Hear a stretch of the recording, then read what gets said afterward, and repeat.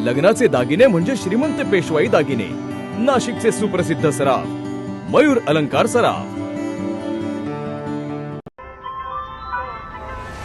ताज्या बातम्यांसाठी नाशिक न्यूजच्या YouTube चॅनलला सबस्क्राईब करा आणि बेल आयकॉनला प्रेस करा।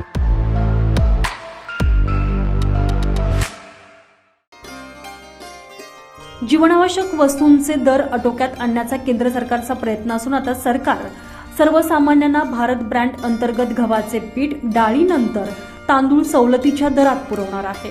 हा तांदूळ 25 रुपये किलो दराने विकला जाईल असं एका वरिष्ठ सरकारी अधिकाऱ्यानं सांगितलंय। तांदळाचे दर नियंत्रणात आणण्यासाठी सरकारनं ही योजना आता आखलेली आहे। हा तांदूळ national agricultural cooperative marketing federation of India, national cooperative consumers federation आणि केंद्रीय भंडार आउटलेट आणि मोबाईल व्हॅनद्वारे विकला जाणार आहे।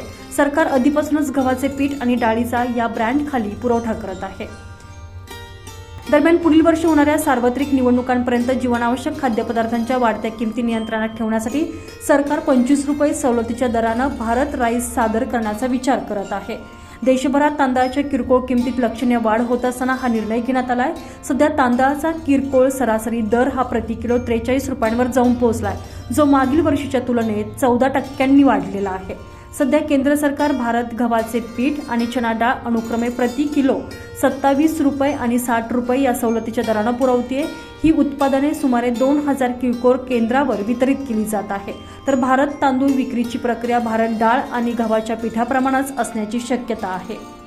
गेल्या काही महिन्यात सरकारनं जीवनावश्यक अन्नधान्याची किमती स्थिर ठेवण्यासाठी अनेक उपाययोजना केलेल्या असून हा त्याचाच एक भाग असल्याचं सांगितलं जात आहे। तुषार ढेपले, नाशिक न्यूज, नाशिक।